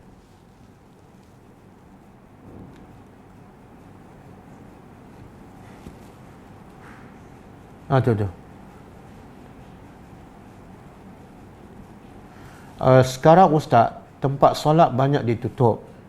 Tak apa ke lewat solat ataupun boleh jamak? Dia sebenarnya Nabi kata, kelebihan yang Allah bagi pada Nabi, 5 kelebihan yang Allah tak bagi pada Nabi-Nabi dahulu. Ada 5 kelebihan yang Allah bagi khusus kepada Nabi Muhammad. Salah satu apa dia? Ju'ilat li al-ardu tahuran wa masjidah. Nabi kata, Allah jadikan untuk aku bumi ni semuanya suci dan semua tempat boleh solat. Jadi sebenarnya tak timbul masalah masjid ditutup sehingga kita lewat solat. Itu sebenarnya bagi saya alasan. Sebab Nabi kata kita boleh solat di mana-mana, mana tempat bersih. Pada zahir kita nampak bersih, solat. Saya baru ni pergi iron kan, bila pergi nak solat maghrib tutup. Saya turun kat bawah, solat kat tempat parking kereta. Dalam kereta saya ada tikar, ada sejadah. Tak ada masalah. Boleh solat je. Jangan buat alasan. Lepas tu kalau kita nak pergi ke mana-mana, jadikan agenda utama kita solat. Siap berwuduk dan bawa sejadah. Bila dah ada wuduk dan ada sejadah, kita boleh solat di mana-mana saja, bila-bila masa, bila masuk waktu. Wallahualam. Kenapa kita sentiasa merasa kekurangan dan kecacatan dalam ibadah? Rasa seperti kurang sempurna dan takut tidak diterima. Apatah lagi sejak ikut kelas tadabbur. Itulah kesan ikut kelas tadabbur. Semakin kita tadabbur Al-Quran, semakin kita rasa kita ni tak sempurna. Dan bila kita rasa tak sempurna, apa akan berlaku? Kita akan semakin baiki, kita akan semakin belajar. Dan orang beriman ni semakin beriman, semakin beramal soleh, dia sentiasa takut ibadahnya tak diterima. Itu saya nak begitu, itu sifat orang beriman. Bila tak ada sifat takut amalan tak diterima, dia belum beriman. Allah sebut dalam surah Al-Mu'minun, wallazina yu'tuna bima utu wa qulubuhum wajilah. Surah Al-Mu'minun ayat 60 kalau tak silap saya. Allah kata orang beriman, dah tidak syirik pada Allah, dah beriman dengan Al-Quran dan sedekah. Lepas tu semua Allah kata wa qulubuhum wajilah. Hati mereka masih rasa takut. Takut apa ni? Annahum ila rabbihim raji'un. Sebab mereka akan kembali kepada Allah, dan bila kembali pada Allah, yang nak ditunjuk pada Allah amalan. Jadi orang beriman tak berapa yakin imannya dan amalannya sempurna. Itu sifat orang beriman. Tak boleh dipisahkan.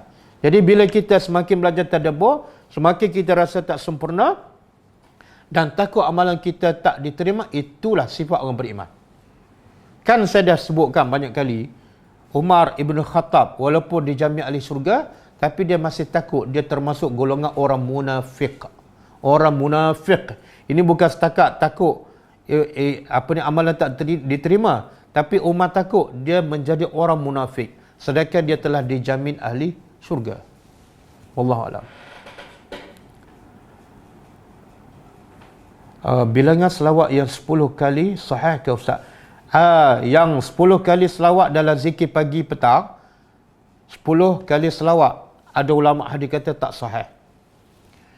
Jadi bila tak sahih, selawat tu sahih, tapi bilangan 10 tak sahih. Apa patut kita buat? Bacalah sebelah. 9 ke? Dan kalau kita nak baca 10 pun tak salah. Tapi kita baca 10 sebab apa? Waktu kita cukup untuk 10. Kalau ada lebih, baca 20, tak ada masalah. Nabi hanya, yang sahih Nabi kata, fa'aksiru. Perbanyakkan selawat ke atasku, khususnya pada hari Jumaat.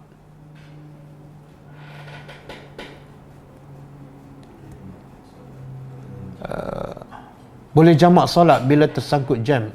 Boleh. Boleh jamak solat bila tersangkut jam. Tapi yang kita kena usaha yang pertama apa dah? Kalau boleh berhenti. Bila masuk waktu, berhenti tepi jalan.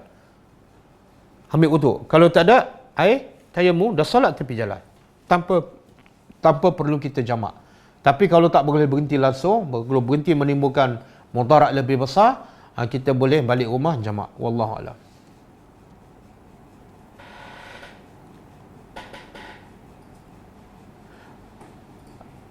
Yang Nabi SAW baca waktu rukuk, yang Nabi SAW baca waktu rukuk dan sujud itu baca 3 kali juga. Ya.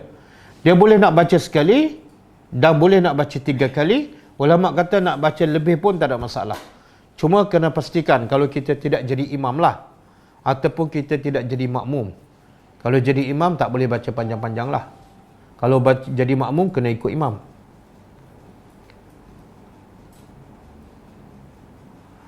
Baca dalam hati ke baca? Tak, baca betul-betul lah. Baca betul-betul dengan lisan, dengan mulut. Setiap kali baca ayat sejadah, perlukah kita sujud? Sekiranya tak sujud, adakah berdosa? Tak berdosa. Hukum sujud tilawah, hukumnya sunat. Apa makna sunat? Buat dapat pahala, tak buat dapat. Sunat ni, buat dapat pahala, tak buat, tak dapat apa-apa. Dan tak berdosa. Dan ada riwayat mengatakan Umar Ibn Khattab ada sekali dia baca ayat yang ada sujud tilawah, dia tak sujud. Cuma yang terbaiknya, yang afdal, sujudlah. Tapi kalau tak sujud ke, tak ada masalah, tak berdosa. Kenapa kita saya pun merasa demikian. Salam Ustaz, bolehkah amalkan selawat yang disunnahkan Rasulullah? Contoh selawat Sultan Mahmud Al-Gomawi. Tak ada, ini bukan daripada Nabi. Selawat, kita kena berselawat ialah yang datang daripada Nabi sahaja. Banyak, ada lebih kurang 5, 6, 7 yang sahih. Adapun selawat Sultan Mahmud Al-Gomawi, tak ada. Selawat Tafrijiyah pun bukan daripada Nabi. Yang daripada Nabi, yang terbaik adalah salat Ibrahimiyah. Kenapa saya pun pelik lah, kenapa yang Nabi ajar ni banyak? Yang Nabi ajar sahih, yang Nabi ajar wahyu daripada Allah. Kenapa nak cari yang lain lagi? Adakah yang Nabi ajar tak baik sangat ke? Wallahu a'lam.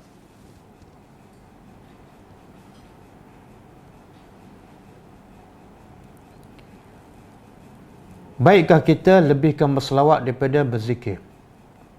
Tak, kena seimbang lah. Zikir ada waktu dia, selawat ada waktu dia. Kan Nabi kata, zikir ada zikir lepas solat. Zikir ada zikir pagi dan petang. Zikir ada zikir ketika keadaan tertentu. Keluar masuk rumah, keluar masuk masjid, naik kenderaan, waktu hujan, waktu petir, waktu pakai baju. Selawat pula bila? Selawat Nabi kata, bila disebut nama Allah, bila disebut nama Rasulullah, kita kena selawat. Kalau tak selawat, walaupun nama Nabi disebut, kita adalah orang bakhil. Selawat bila? Hari Jumaat. Jadi tak perlulah mana yang kita nak banyakkan, mana yang kita nak lebihkan. Sebab setiap zikir ada waktu tertentu dan ada waktu yang lebihnya. Wallahu a'lam. Ustaz tak ulaskan 5 keutamaan. Apa tu? Ini apa ni? 5 nak tanya ke nak beritahu ni? Ustaz tak ulaskan 5 keutamaan Nabi. Apa keutamaan? Sifat apa? Fatanah, tabligh, amanah. Tak apalah kita ulas. Kita ada belajar, ada subjek sirah kan hari Khamis. Dan macam minggu lepas kita ada sebut antara kelebihan Nabi, hasil daripada Nabi gembala kambing. Itu pun 5 juga tu. Itu pun kena faham, yang penting tu. Ciri-ciri seorang pendakwah. Boleh jelaskan jika memberi nama anak menggunakan nama Allah? Ada yang kata boleh. Tak boleh. Guna nama Allah tak boleh. Tapi kita ambil nama Allah, kita buang alif lam. Boleh. Contoh Ar-Rahman. Nak namakan anak Ar-Rahman tak boleh. Tapi buang alif lam, Rahman. Boleh. Ataupun letak satu lagi perkataan sebelum nama Allah, iaitu Abdu. Ambil nama Ar-Rahman, letak sebelum dia Abdul Rahman. Boleh. Rahim. Rahim boleh. Tapi yang tak boleh Ar-Rahim. Nama Allah ada alif lam. Ataupun Abdul Rahim boleh. Dan ada yang nama Allah yang tak boleh langsung, seperti Ar-Rabb. Allah. Itu buang alif lam pun tak boleh. Wallahu a'lam. Bagaimana cara untuk membangunkan anak yang susah bangun subuh? Allah sebut dalam surah Luqman ya. Surah Taha. Apa dia?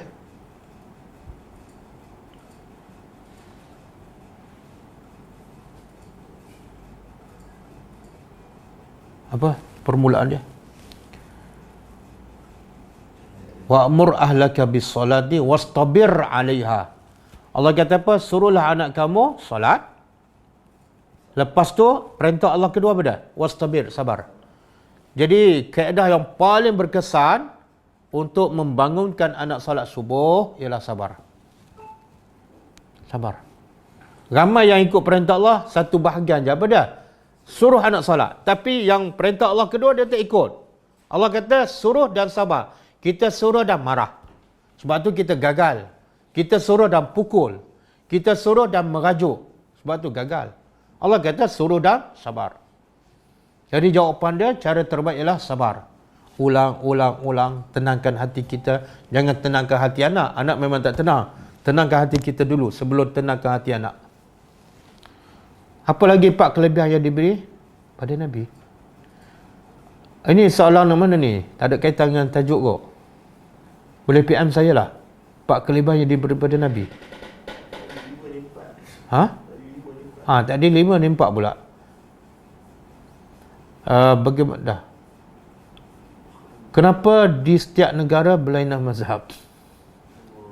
Tak apa, berlainan mazhab tapi sumbernya Quran dan hadis, tak apa.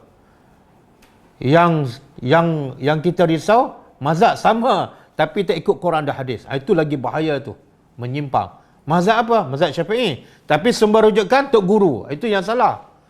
Mazhab Hanbali sumbernya Quran hadis. Mazhab Hanafi sumbernya Quran hadis.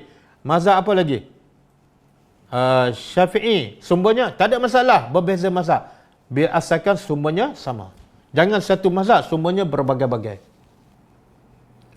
Kadang-kadang kalau qailulah sebelum zuhur akan tertidur lama sampai nak dekat asar. Bila tidur lama bukan qailulah, tukar nama qaisurah. Salah tu, soalan tu salah. Kalau qailulah sebelum zuhur akan tertidur lama. Bila tidur lama bukan qailulah. Qailulah daripada perkataan qalil, iaitu sedikit. 15 minit, 20 minit. Kalau sejam, bukan qailulah. Dan kalau kita dah niat nak tidur qailulah, niat qailulah tapi sampai 1 jam, besok jangan qailulah lagi. Jangan qailulah. Sebab membahayakan ibadat kita. Mohon pandangan Ustaz tentang suami-suami yang menceraikan isteri atas dasar kepribadian isteri. Pakai baju longgar, baju besar, tudung labuh, pakai purdah.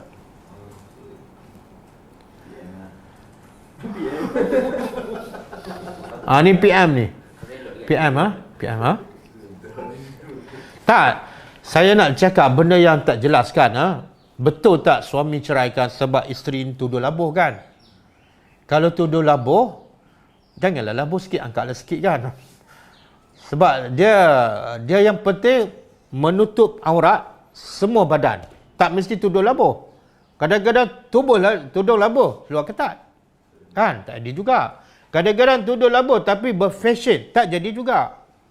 Jadi kita kena tengok apa sebab sebenarnya suami ceraikan. Jadi boleh PM saya.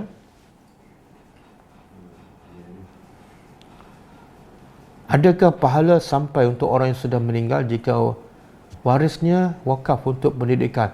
Sampai insya-Allah. Kalau wakaf sedekah orang hidup kepada orang mati, ada dalil sampai. Kita nak wakaf sekolah, kemudian pahala wakaf kita nak niatkan untuk mak bapak kita yang meninggal. Sepakat ulama sampai sebab ada dalil. Apa pula qayyum tu? Sebiji je qayyum. Apa soalan? Mohon maaf dari topik, tetapi kusuk kepala memikirkan perkara ini. Adakah takafur dibandingkan dari Islam? Adakah ini termasuk dalam urusan dunia? Oh, boleh PM saya lah. Takafur ni, ada takafur yang patuh syariah, ada takafur yang tak patuh syariah. Tapi kalau saya tanya saya lah, takafur ni macam sebagai jaminan untuk masa depan kita kan. Sebenarnya yang betul-betul menjamin kehidupan kita Allah, bukan takafur. Nabi dan para sahabat semua kehidupannya terjamin dunia akhirat, dan seorang pun tak ambil takafur. Ni syarikat takafur mesti marah kat saya ni. Jadi kan takafur yang paling selamat apa dia? Nabi kata ihfazillah yahfazka. Nabi kata jaga Allah, jaga perintah Allah, Allah jaga. Ini takafur yang paling selamat, iaitu Allah sendiri jaga, bukan duit, bukan simpanan. Syaratnya apa dah? Tak perlu simpan duit, hanya perlu belajar agama dan ikut perintah Allah. Ini takafur yang paling selamat. Tengok Ashabul Kahfi kan, diburu oleh kerajaan, oleh musuh, dan tak ada apa-apa pun pada mereka. Takafur pun tak ada. Tapi bukan setakat Allah jamin mereka selamat, Allah panjang lagi umur sampai 309 tahun. Takafur apa tu? Ikut perintah Allah. Ikut perintah Allah. Nabi duduk dalam gua sur kan, selamat tak? Nabi ada simpan takafur? Tak ada. Takafur Nabi ialah ikut perintah Allah. Nabi Musa berdepan dengan bala tentera Fir'aun dan depan tu laut, tapi Nabi Musa selamat. Apa takafur yang Nabi Musa ambil? Takafur ikhlas ke takafur tak ikhlas?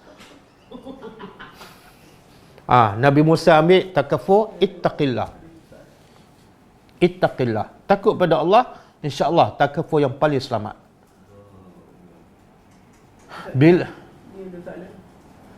nanti dia baca. Bila doa rasa macam hina saya diri ni, malu dengan Allah, tak tahu nak mula dari mana.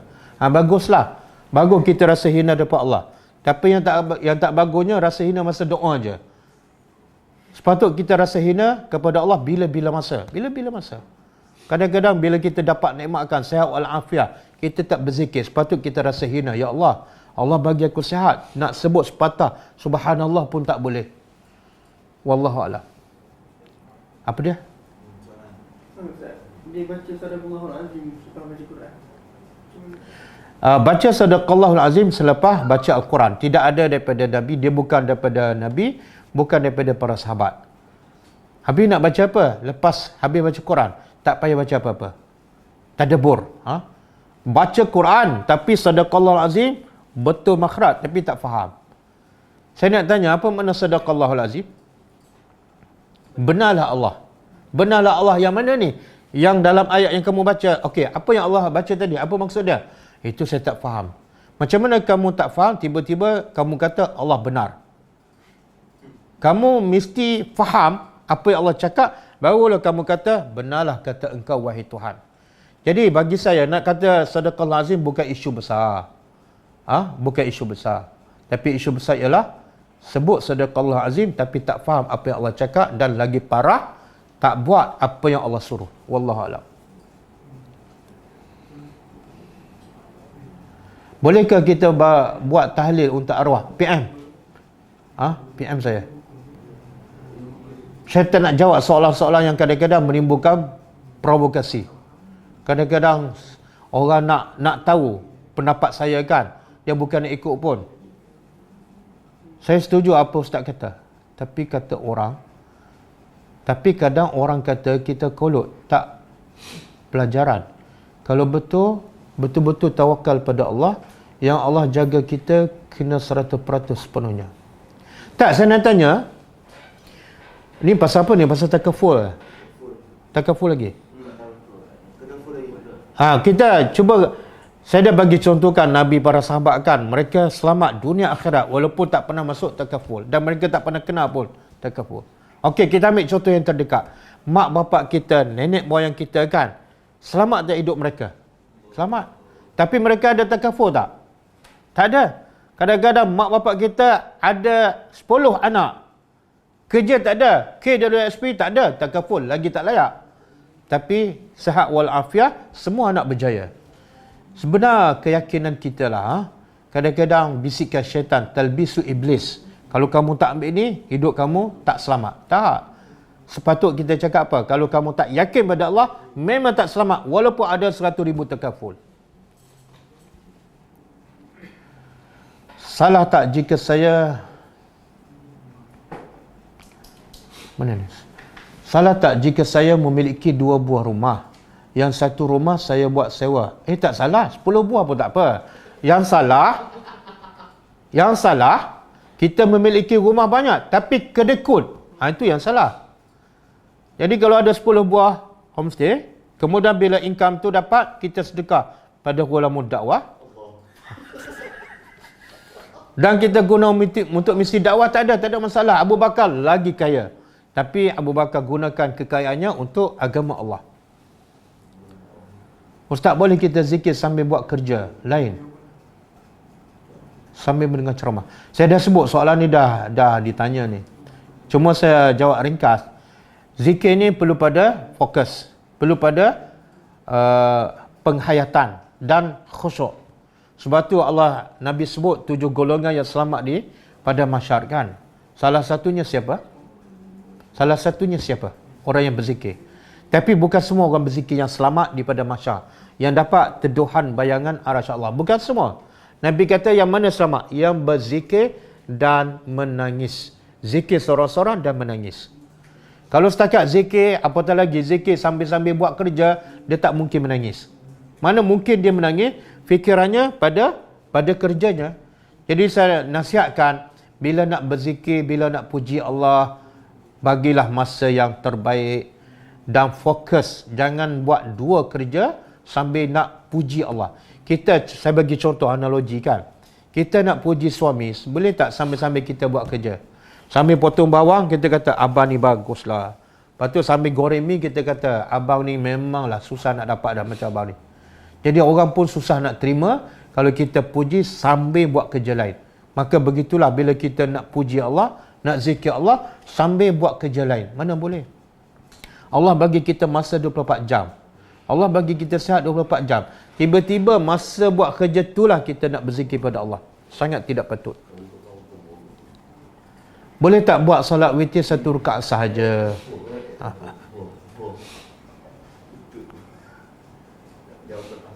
Okey. Boleh solat witir 1 rakaat. Tak nak solat pun boleh. Sebab dia hanya hukum sunat. Tapi kalau kita rasa tak cukup pahala, jangan solat 1 rakaat lah. Solatlah 3 atau 5. Okey, cukup ah? Cukup. Oh, ini dah. Kelas kita akan datang ialah besok pukul 10.30 insya-Allah. Sambungan tadabbur surah Al-Hashr. Kita tutup dengan membaca tasbih kafarah. Subhanakallahumma wa bihamdika asyhadu an la ilaha illa anta astaghfiruka wa atubu ilaik. Assalamualaikum warahmatullahi wabarakatuh.